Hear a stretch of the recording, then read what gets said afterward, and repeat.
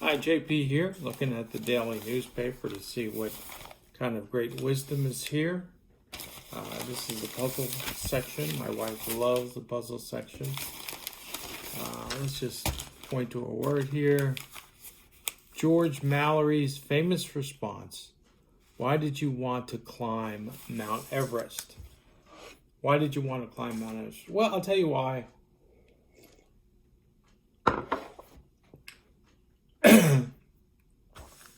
I wanted to climb Mount Everest not because it was there, but because I wanted to be the first person that quit after the first step out of my tent. I wanted to plant my tent on the base of Mount Everest, have all the equipment, have the suited up, be a cold weather wear ready to go.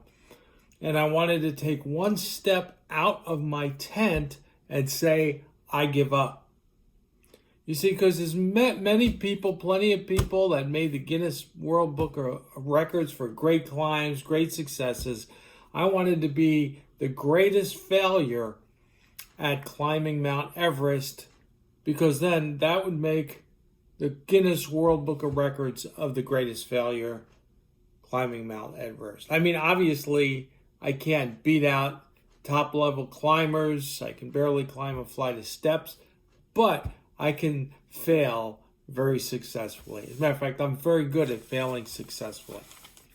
Let's see what the next item in the newspaper is. Supermodel Week. Supermodel. I always wanted to be a supermodel. As a matter of fact, I'm wearing my Superman shirt because in my own mind, I am Superman. I have capabilities, powers far beyond those of mortal men, deep inside of me, but like Clark Kent, I keep them hidden. Matter of fact, they're so deeply hidden, I have no clue what they are, and I'm waiting to discover what all my superpowers are. I'm 65, and hoping before the day I die, I really discover all the superpowers that I have. But I want to model all my superpowers. Okay, that's really lame. Let's do another one. People who might tell you to stop, but probably shouldn't. I've had a lot of people that told me to stop. John, stop doing comedy. You stink. You're not funny. Nothing you have to say is mildly humorous. You should stop comedy. And should they have told me to stop, or should they have given me encouragement? I think the same way that I would have been really successful at failing at climbing Mount Everest is how successful I have been doing comedy. I have been the most successful person failing at comedy that I know of. I've gotten pulled off stages. I've gotten ignored.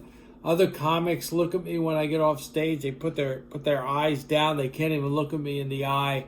I have failed so miserably. It actually is a source of pride. I have failed so bad at comedy. I'm actually proud of that.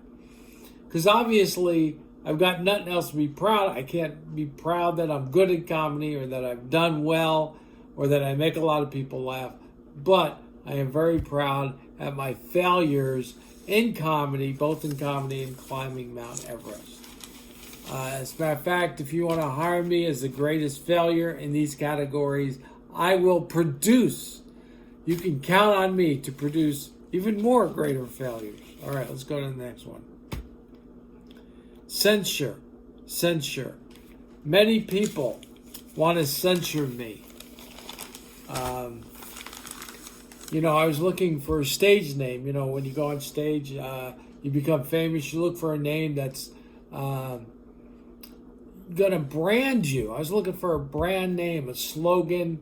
I put out on Facebook, hey, any suggestions for a slogan for my life? And I did get a bunch of them. One of them I kind of liked. My brand tagline would be, John Peters, sit down and shut up.